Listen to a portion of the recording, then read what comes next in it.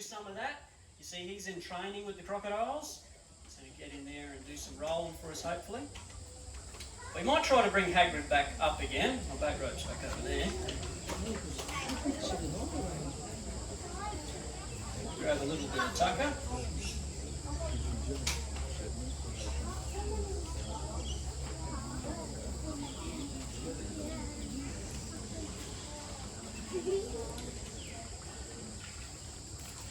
Alright. Where do you reckon that sucker's lurking now? Somewhere out there. Oh.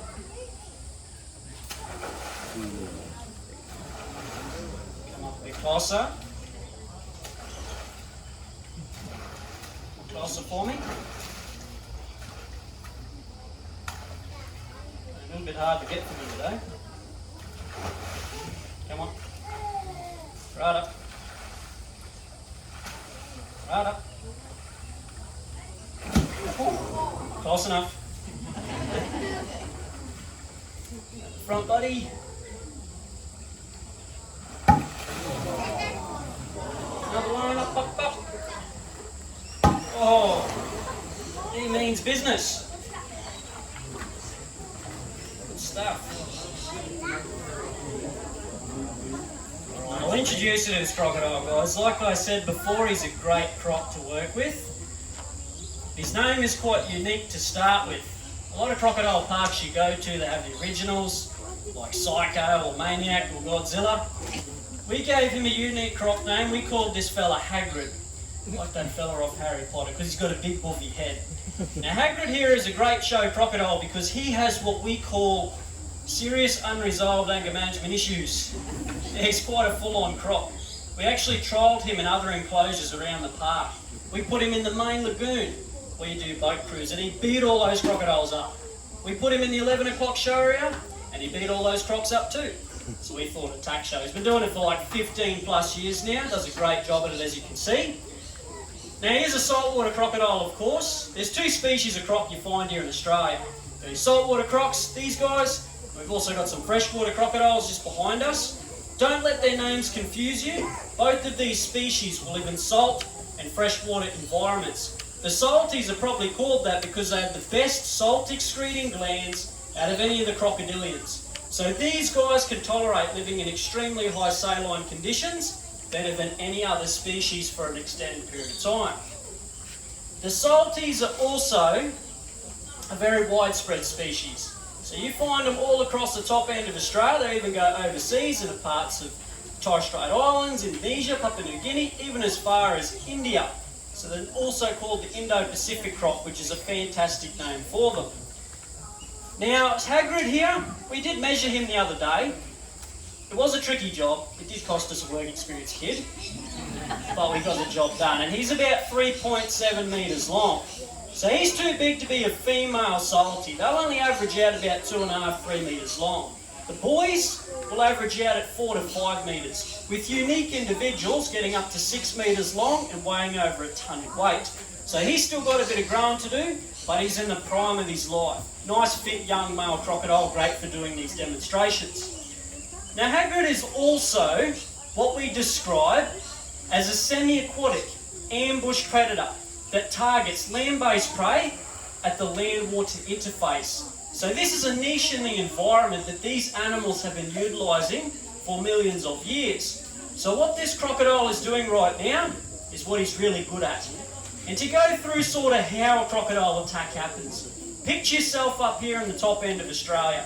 Say you come down to a billabong, you're not being croc-wise, and you're fishing or something like that. Now Hagrid's cousin, he's on the other side of the billabong. He sees that as a bit of an opportunity for himself. So he starts to creep on over.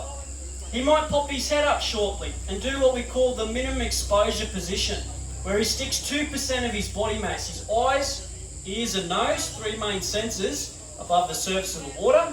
He'll take in a bit of information, he'll be scoping his surroundings. Once he has located you, he will duck under and head into where he last saw you. He might pop up again, maybe 10-15 metres away, have another look, line you up, and if he thinks he has a shot of securing you, he will duck under again and move in as close as he can. When he does go underneath the water, those sensors go out the window. He can't see very well in a murky environment like this. His hearing would be muffled, and of course he can't smell under the water. But millions of years of evolution has benefited him, and he's got heaps of adaptations. And to go through a couple of them with you, the lumps and bumps that you see along the back of the croc, they're what we call osteoderms. And there's a theory going around that they're slightly offset, so when he moves just millimetres underneath the surface of the water, it creates like countercurrents and it doesn't break that surface tension. So he can get very close with you having no idea that there's a crocodile lurking there. He's also close to neutrally buoyant like a fish. Where have you gone? So only with minor adjustments, he can go up and down in the water. If he exhales a little bit of air, he'll drop below the surface. If he wants to come back up, he can manipulate the air in the lobes of his lungs to suit his buoyancy either positively or negatively. The main one that they have, which will favour them the most, is called pressure receptors. So they pick up on vibration. So when you're in the water doing this kind of thing, he feels that. And if he's stalking something, he'll be picking up on those little vibrations, something drinking maybe, or a pig wallowing on the edge of the river, and he'll be sneaking in. When he thinks he's within strike range, that's when he'll launch the attack. He'll jump out with his mouth wide open, and he will grab hold of whatever he can. So you might try to bring him out again. I must admit, I don't know where he's gone. Where are you, Croc? Are you here?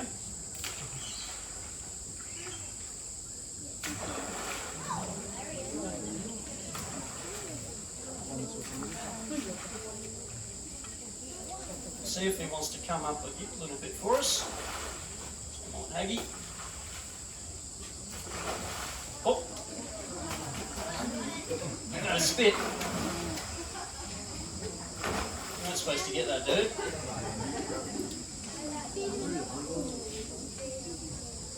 Let's see where I can flick. Oh, I might not be able to flick that back a bit. Tell you what, Nick, I'll swap with you now. If you want to come over. Just don't roll him yet, just sort of sit with him. Just don't pull on it too much yet. It's not my problem anymore, is it? So you get the idea. They jump out, they grab something really hard. Crocodiles are the hardest biting animal on the planet. Crocky's size, we bite down about 3,500 to 4,000 pounds per square inch. His teeth are also quite blunt, conical in shape. So with all that jaw pressure, he just locks into something and he doesn't let go. When he does turn around and bring it into the water, well, that's when he's going to try to drown you. And that's typically how a crocodile will kill its prey, by drowning. Now, in a situation where, say, Hagrid grabbed me during this show and pulled me out there in the deep, there's no doubt in my mind that I would be quite stressed. And in a situation like that, well, I might be able to hold my breath for, maybe 20, 30 seconds if I'm lucky, if we're being realistic. For a crocodile like Hagrid in a stressful situation, he might be able to hold his breath for 20, 30, 40 minutes. Still a heck of a long time. They'll definitely outlast you that way. When he's completely relaxed, well, he can stay under for 2, 3, 4 hours. No problem at all. Come back up, take a breath of air, go under for 2 or 3 more. Once he has drowned you, he then has to try to tear you apart. Now, like I mentioned with his teeth, they haven't evolved for slicing food or crunching food. They can't chew their jaw side to side and rip a piece off. So he has to use other techniques to break his prey apart. Has anyone here heard of the death rolling? Yep, or the head shaking? Well, that's what crocs use to break up their prey for bigger meals. So, if Nick here decides to manipulate in certain angles of the rope, he should encourage his crocodile to roll. So when you're ready, Nick, see if we can get a couple of rolls out of him. Don't worry, if no one goes wrong. Pull him.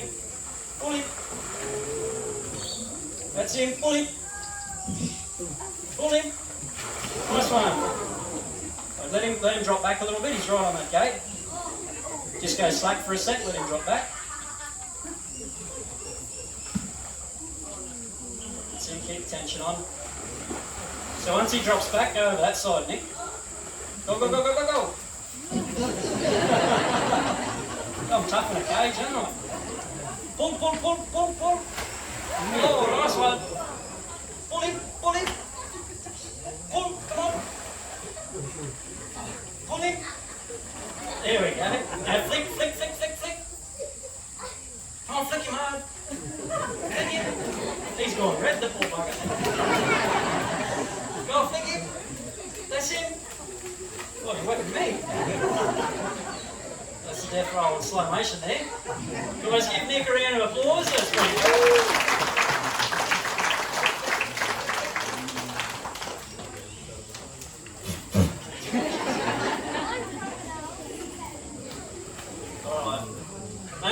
Maybe just pull him up here a bit and let him sit with it.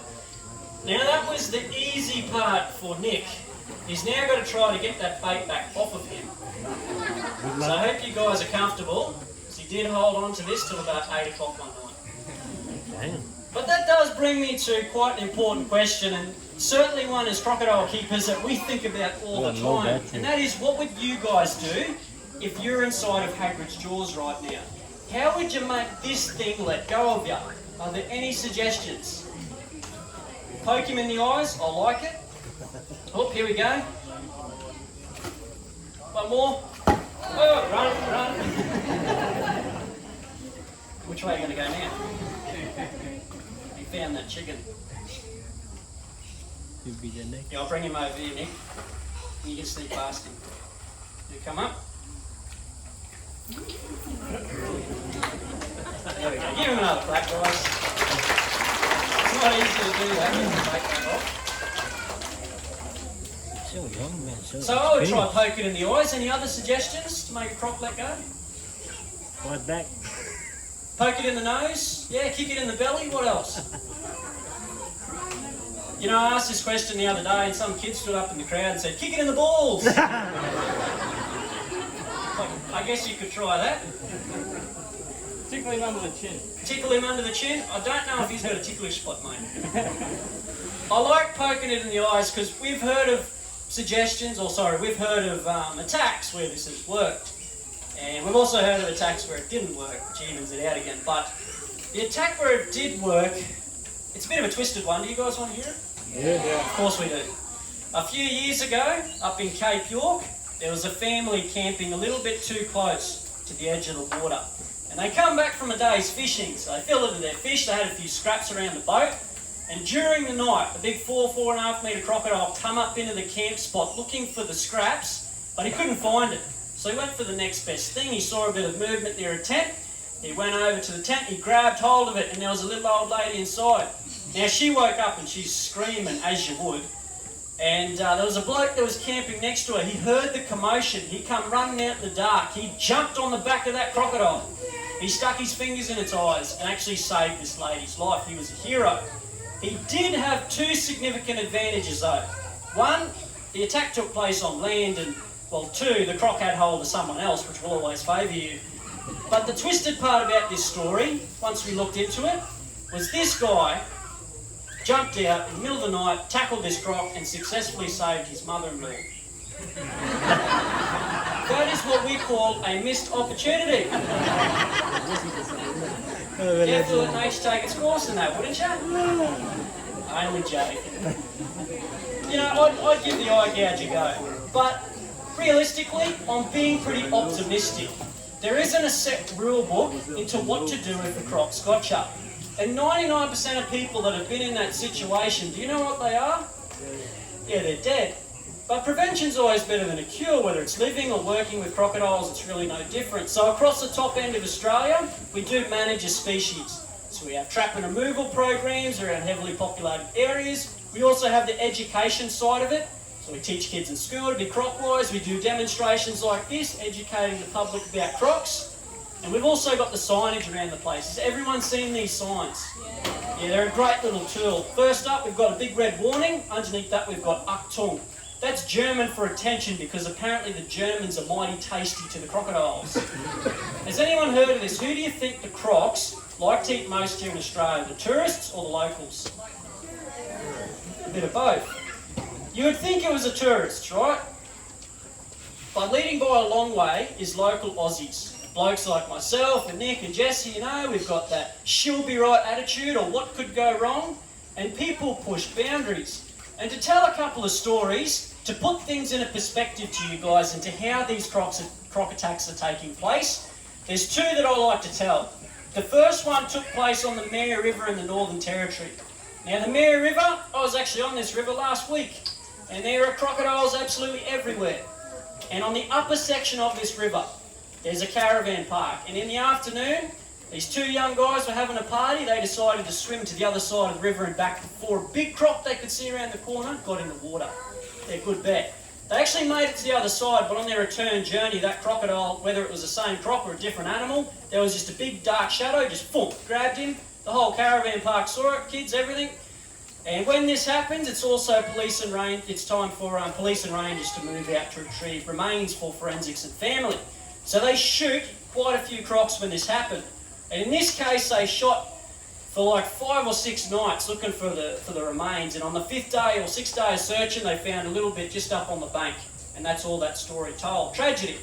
The other attack took place just down the road on the Adelaide River. Now the Adelaide River, it's got a lot of crocs as well. You're looking at densities of up to 10 to 15 mature crocodiles per kilometre.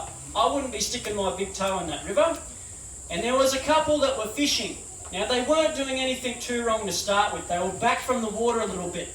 But the mistake that was made is his fishing lure got entangled in the reeds. So into the river he went to retrieve his $10, $15 lure. And there was a crocodile waiting just there. All the wife heard was a bit of a scream and the tip of the croc's tail going swoosh back into the water.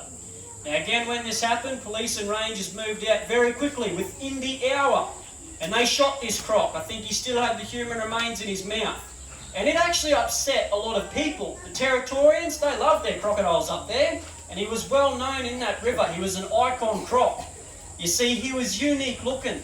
He was big, 4.7 metres. His body was black like Hagrid's, but his head was white. The locals actually nicknamed that crocodile Michael Jackson. Unfortunately, they shot old Mick for it.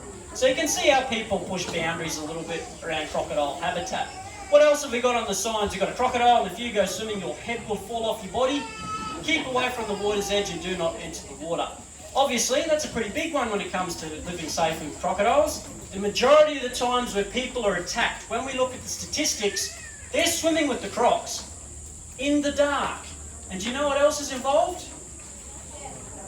Alcohol is a huge contributing factor.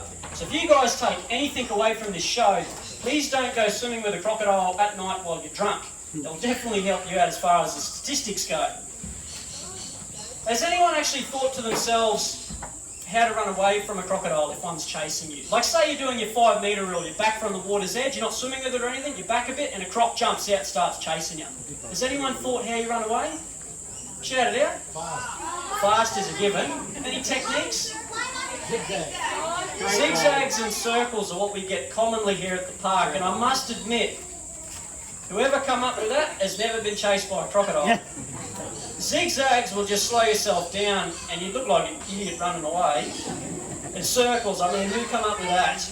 You're going to get a rude shock halfway through your first circle, aren't you? Run straight back into the crocodile. We get chased here every day and, we haven't been caught yet, touch wood. And our strategy is when a croc jumps out, we take off flat out in the opposite direction. Push everyone else out of the way. Just a bit of natural selection there. And that's what you're going to want to do in a situation like that. This animal hasn't evolved for quick locomotion up on the bank. He might do a 10, 15 metre charge and he'll give up on you.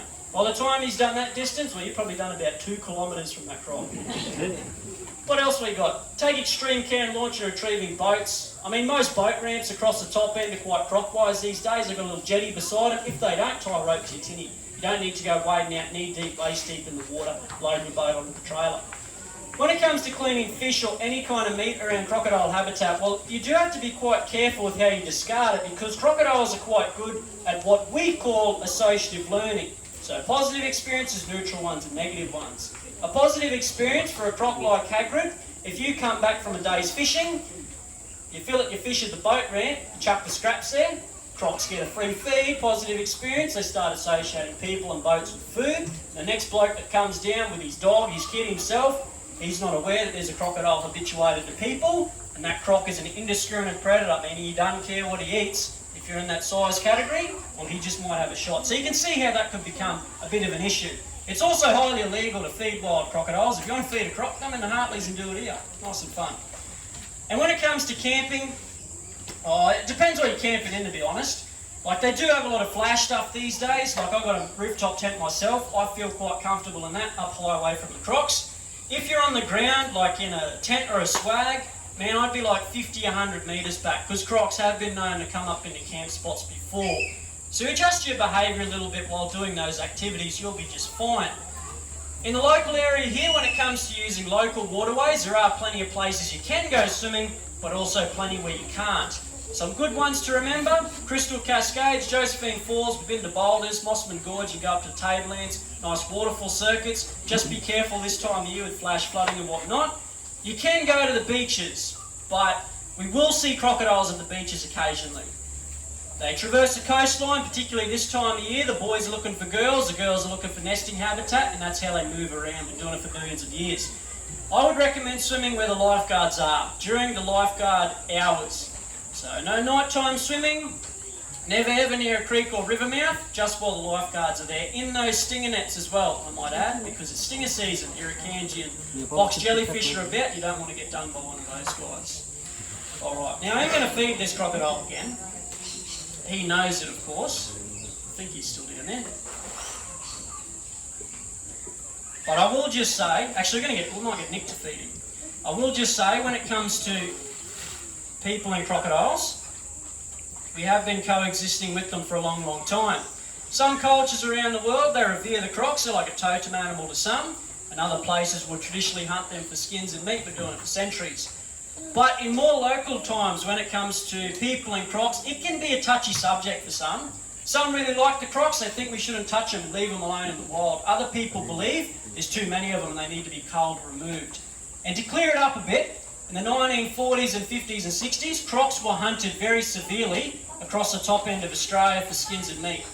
Now, this was uncontrolled hunting, so anyone could go a gun and a boat and shoot these crocs for a living or as a hobby. They shot a lot, croc numbers were down. Once we protected the species and we introduced farming them as a sustainable way of utilising the crocs, we've seen the numbers increase again over the next 40, 50 years. But when the numbers were at an all-time low, people started to grow up in places they were traditionally found but had been shot out of. So they developed industries and agriculture and housing. They did recreational activities around the waterways. Fast forward to now, more people, more crocs, more conflict.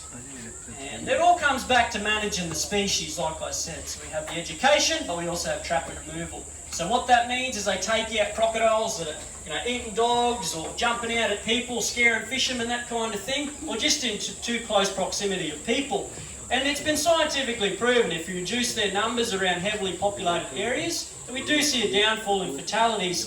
But I've got to be honest, folks, if you give an opportunistic predator like Hagrid here an opportunity to bite you, so you go swimming with it or you don't stand back from the water, you're probably going to have a bad day.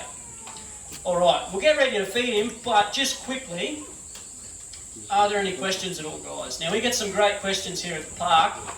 Definitely the one I get asked the most is how old I am. I know I look about 12, but I'm actually 21. Is there any questions on these guys? Anything you guys would like to know, just quickly? Go ahead. How long is he? He's about 3.7 metres long. Yep.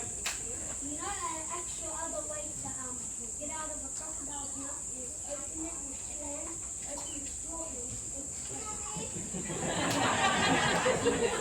and So let me just get this clear. If you're attacked, what's your name, buddy?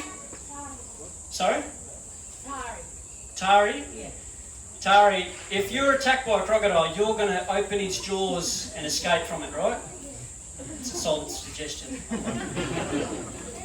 Look, to be honest, I don't think that would work, I'm sorry. You'd need a car jack to open that thing's mouth. Yeah. Unless you're like a strong little kid, be the Hulk out, Any other questions, guys? You got one?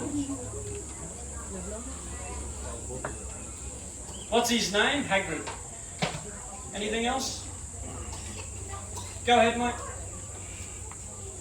how heavy is he? How heavy's Hagrid? Well, I haven't put him on the scales recently, but he's probably maybe 250, 300 kilos, something like that. Yep. We can do one more question. You got one, little fella? Yep. How old is he? He's about 30 years of age. We know that because he was Born here at Hartley's 30 years ago. That was a Russell Point moment, I don't know what. Alright, you guys ready to see Nick feed him? Yeah. Now this is a pretty dangerous part of the show. So, Jesse's actually giving him the rundown right now. Nick's done it a couple of times. So first we've got to locate the crocodile. Do you know where he is, Nick? No? Well, you can try to find him. He'll be somewhere around there, I'm guessing. So to do this, we have to get the crocodile in the right position.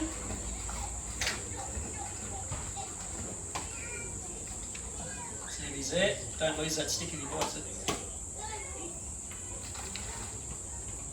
Oh, you knocked him on there. Alright, he's in position. Get your cameras ready, guys. Alright. Splash that water, mate. Splash, splash, splash, splash, splash, splash.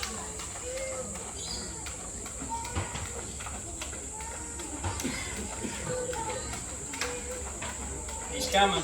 He's coming. Keep splashing. He's over here. He's here. Forget Nick. Oh, grab the gate. Oh, close the gate. Close the gate. That's how it was. We'll try it again, alright? You got another bit of food there? Hey, excuse me. Come on.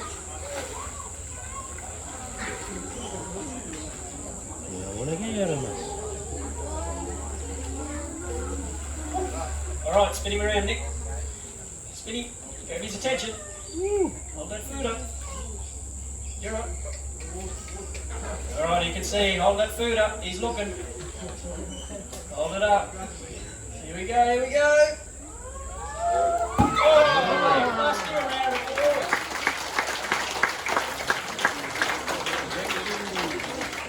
Alrighty folks, that's pretty much all we're going to do for a crocodile show. I hope you learned something about these amazing critters. Don't forget about the other activities we have on. From myself, the crew, and that's it. Have a good day, guys.